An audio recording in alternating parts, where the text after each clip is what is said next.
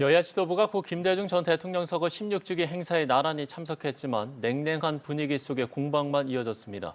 한편 출소 사흘 만에 공개 행보에 나선 조국 전 대표는 사실상 내년 6월 선거 출마를 공식화했습니다. 이를 포함한 정치권 이슈, 박원석 전 국회의원, 이용호 전 국회의원 두 분과 이야기 나눠보겠습니다. 두 분 어서 오십시오. 네. 자, 여야 정치권 김대중 전 대통령 서거 16주기를 맞아서 DJ 정신을 기리며 추모했습니다. 이 추도식에는 민주당 정청래 대표, 또 국민의힘 송원석 비상대책위원장 겸 원내대표를 포함해서 정치권 주요 인사들이 참석을 했는데요. 여기에서 정 대표와 송 비대위원장, 지난 광복절 경축식과 마찬가지로 옆자리에 앉았습니다만 서로 악수나 대화를 하지 않았습니다. 대신 추도사를 통해서 상대를 겨냥한 발언을 했는데 직접 들어보고 오시죠.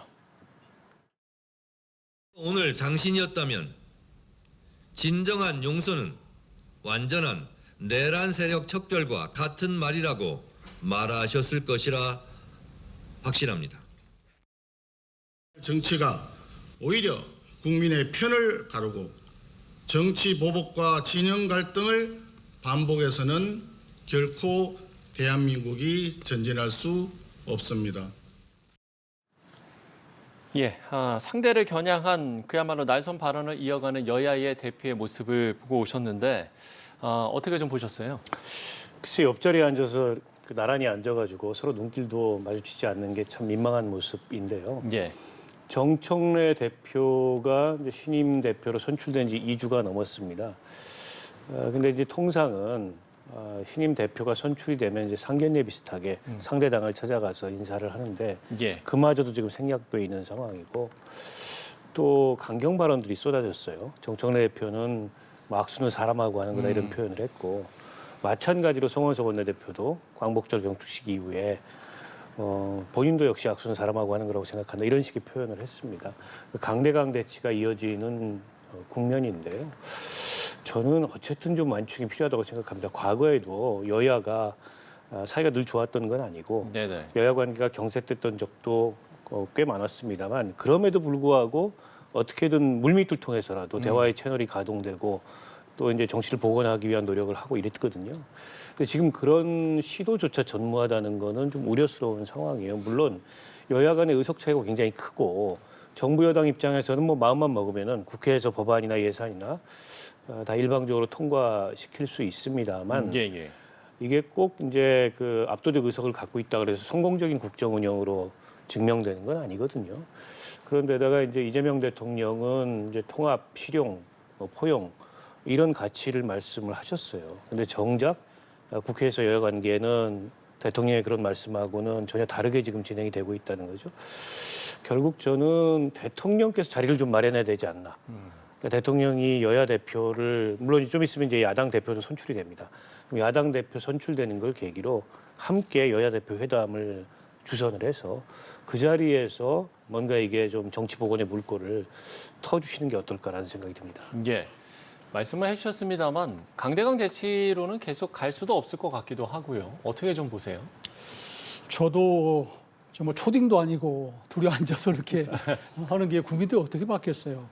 더구나 추도식에서는 웬만한 감정이 있어도 사실 풀고 서로 또 위로하고 이런 그런 모습을 보이는 게 일반적인데 더구나 추도사를 통해서 정책 발언을 하는 것도 서로 민망한 모습인데 예를 들면 정청래 대표가 김대중 대통령이었으면은 진정한 용서는 완전한 내란 세력 척결이다 이런 식의 얘기를 했을 거다 이렇게 얘기한 거 아니에요?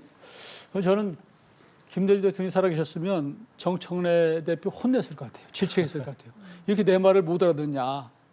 실제로 김대중 전 대통령은 그 현직에 계셨을 때 대통령 되고 나서 통합적 행보를 많이 했습니다. 그래서 저 대표적인 것이 첫 번째 대통령 비서실장을 민정당 그 삼선 의원 출신 TK 김중권 의원을 비서실장으로 발탁했거든요. 예. 이게 그 당시에 지역적인 그 어떤 갈등이 심할 때 통합적 행보를 보여준 첫 번째 모습인데 저는 이런 상황에서 김대중 대통령이 계셨다고 한다면 용서는 용서다. 뭐 이게 특검에 이게 내란 뭐 이런 부분은 넘기고 여러분들은 국민을 위해서 서로 화해하고 또 협치해라 이렇게 했을 것 같아요. 지금 이재명 대통령은 나름대로는 또 뭐 이렇게 협치를 위해서 오늘도 강훈식 비서실장을 통해서 그 추도사를 통해서 서로 다른 생각을 가진 사람들과 통합하고 또 화해의 손길을 내밀어야 된다 이런 말씀하셨단 말이에요. 근데 저렇게 자꾸 강대강으로 부딪히면 이재명 대통령에 대해서도 굉장한 부담을 주는 거예요. 그러니까 처음에 저는 정청래 대표가 첫 행보를 잘 못했어요, 사실은.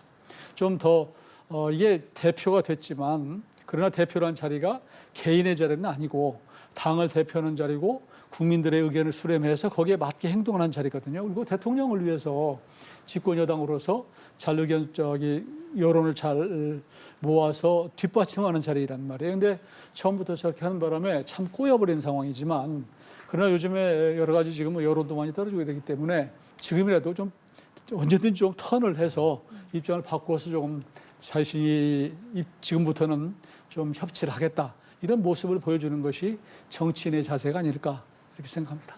네, 또 광복절 특사로 사면 복권된 조국 전 조국혁신당 대표가 김대중 전 대통령 묘역을 참배로 첫 공개 행보를 시작했습니다. 조국 전 대표의 발언 듣고 와서 대담 이어가겠습니다. 내란을 거치고 또 윤석열 파면을 거치고 난 뒤도 지금 그 국민의힘이 보여주고 있는 모습은 정상 집단이 아니라고 봅니다. 내년 그 지방선거 총선을 통해서 국민의힘을 지금보다 반 이상 줄여야 된다. 현재 국민의힘의 의석수, 세력수를 반 이상 줄여야 된다. 그게 저희 목표입니다. 네, 조국 전 대표는 참배에 앞서 한 유튜브 방송에서도 내년 6월 지방선거나 국회의원 보궐선거에 출마할 의사가 있다라고 분명하게 밝혔는데 이 내용 좀 어떻게 들으셨어요? 사면 복권을 통해서 사법적인 족쇄랄까요? 이게 이제 풀렸기 때문에 정치적인 회복에 나서겠다 이런 의지를 표명한 걸로 보는데 조금 서두르는 감이 없잖아 저는 있다는 생각이 듭니다. 이게 내년 6월 재보궐선거 아직도 많이 남았거든요. 그리고 그 이전에 아마 그 조국 전 대표가 전당대회를 통해서 당대표직에 복귀할 가능성이 현재로서 높아 보여요. 그러면 이제 조국혁신당이라는 그동안의 리더십 공백으로 인해서 조국혁신당이 총선 때 얻었던 지지율에 비하면 지금 지지율도 많이 떨어졌고 당의 존재감도 많이 약해졌거든요. 당을 정상화하고 회복하는 게 보다 우선적인 과제일 텐데 조국 대표가 한동안의 공백기를 너무 의식해서 그런지 조금 정치 복귀 수순을 좀 서두른다 이런 느낌을 없지 않아 좀 주는 것 같고요. 이게 조국혁신당에 미치는 뭐랄까요, 좀 부정적인 영향 이런 거는 뭐 크게 없을지는 몰라도 조국혁신당은 그렇게 큰 당이 아니기 때문에 오히려 민주당이 굉장히 부담을 느낄 수 있을 것 같아요. 대통령 지지율이 지금 많이 떨어졌습니다. 이번 주 그게 아무래도 그 사면 복권 특히 이제 조국 전 대표나 윤미향 의원을 둘러싼 사면 복권 논란과 무관하다고 좀 보기가 어려운 데다가 조국 전 대표가 정치에 저렇게 서둘러서 복귀하는 저런 모습이 어떻게 보면은 민주당으로서 보기에는 원심력으로 작용하는 그런 것일 수도 있거든요. 그런데다가 중도층 민심이나 이런 게 그렇게 호의적이지 않습니다. 근데 그게 비단 조국 전 대표나 조국혁신당의 부담일 뿐만 아니라 민주당에도 부담이 되고 이재명 정부에도 나가서 부담이 되는 측면이 있어서 미묘하게 여권 내에 긴장이 발생할 가능성이 있어 보이고요. 그리고 조국 전 대표가 내년 6월 지방선거 재보궐선거 출마 의지를 밝혔습니다만 구체적으로 어떤 선거에 나가겠다. 이거는 지금 미뤄둔 상황이거든요. 예. 사실 그거는 민주당과의 긴밀한 협의 없이 조국 대표나 조국혁신당 독자적으로 결정하기가 굉장히 어렵습니다. 뭐 선택은 할 수 있겠습니다만 그게 이제 성과를 담보하기 어렵기 때문에 결국 민주당과의 협의 여부에 달려 있는데 지난 총선에서는 뭐 지민비조를 통해서 윤석열 정부를 심판하는 효과적인 도구로 조국혁신당이 기능을 했던 게 사실이에요. 쇄빙선 이런 표현도 썼었고. 근데 더 이상 윤석열 정부는 없습니다. 윤석열 대통령이 탄핵당했고 이제는 여당이 됐는데 과연 조국 전 대표나 조국혁신당의 효용성이 지난 총선처럼 있을까? 그것도 의문시 되는 점이어서 여러 가지로 상황이 그렇게 단순하거나 간단하지는 않다. 굉장히 복잡할 것 같다는 생각이 듭니다. 네, 조국 전 대표가 다소 서두르는 감이 있다라는 말씀을 좀 해주셨는데 조국 전 대표가 정치적인 선택을 다시 받고 싶다라면서 출마 의사를 밝히면서 또 국민의힘에 대해서는 국민이 투표로 결단을 내려야 한다 이런 이야기도 했습니다. 이 내용 어떻게 들으셨어요? 뭐 이제 정치인이니까 무슨 얘기도 할 수 있죠. 그런데 저는 조국 전 대표가 국민의힘에 대한 감정이나 그동안 사실은 뭐 이런 게 있을 수 있죠. 그렇지만 이것을 이렇게 너무 직설적으로 이렇게 노출하는 것은 정치인으로서는 좀 덜 성숙한 모습이다. 저는 그렇게 봐요. 유튜브를 하거나 아니면 대학 교수나 이런 정도 같으면 뭐 가감없이 얘기할 수 있지만 큰 정치인을 하기 위해서는 본인의 감정을 일정 부분은 좀 숨겨놓고 좀 은유적인 표현을 하거나 이런 식으로 정치를 하는 것이 맞지. 이게 뭐 본인의 감정을 그대로 실어서 국민의 힘 의석수를 뭐 절반으로 만들고 아니면 영석으로 만들고 싶다 이런 것들은 조금은 좀 다소 미흡한 정치인으로서 좀 그런 부분이 아닌가 싶고요. 저는 그동안에 이제 이번에 그 국민적 여론, 비판 여론에도 불구하고 사면 복권을 통해서 나왔다고 한다면 당분간은 조금 휴식하는 모양새도 취하고 좀 숙고하고 새로운 방향을 앞으로 어떻게 정치를 끌어갈 것인가 이런 것에 대해서 좀 깊이 생각하는 시간을 침묵의 시간을 좀 가졌으면 좋았을 텐데 하는 아쉬움이 있어요.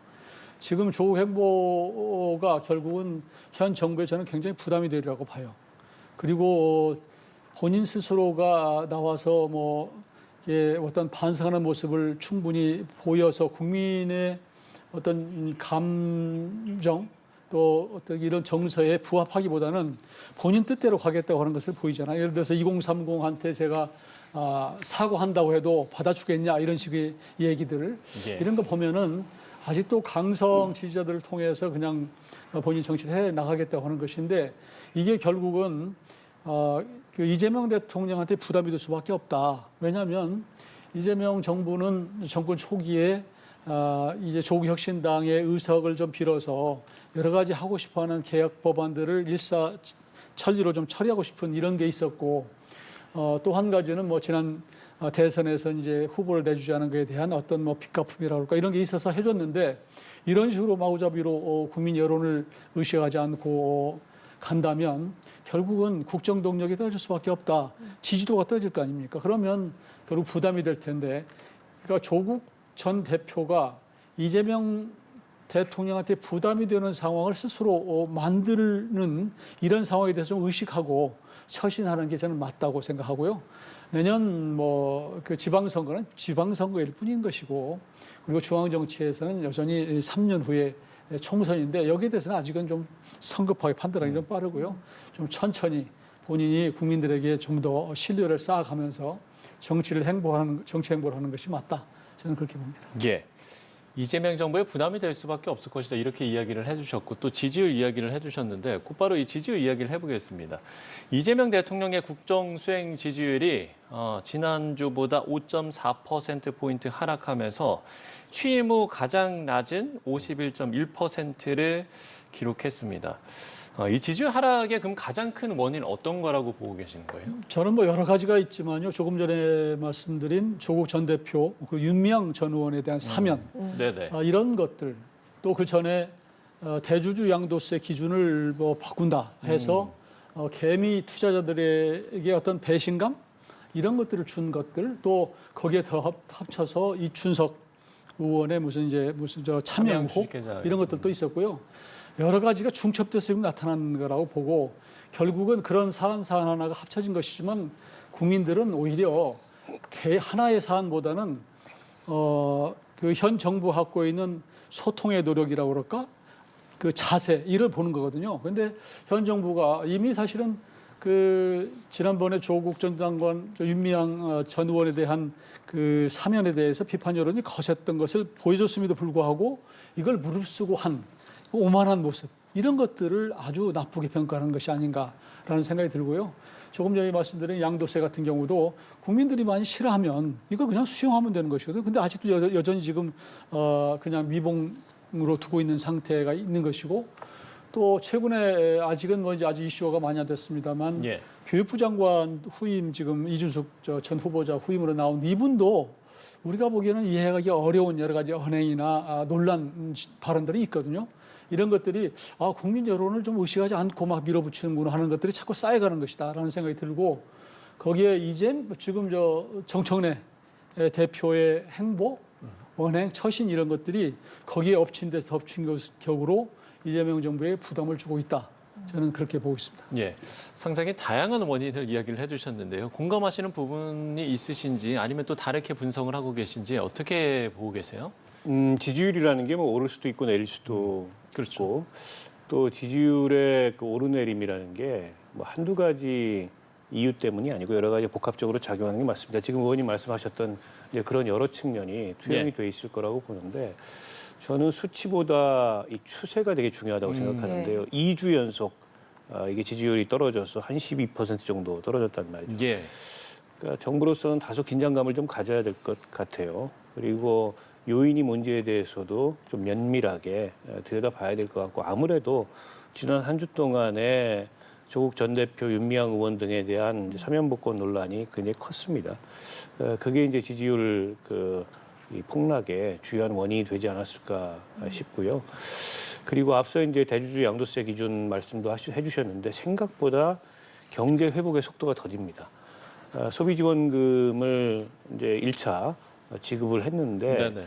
그게 과연 이제 소비 진작에 어느 정도 효과가 있는지도 그렇게 크게 체감이 안 되는 상황이고 여전히 좀 경기가 별로 좋지 않은 데다가 자영업 상황도 굉장히 나쁘거든요.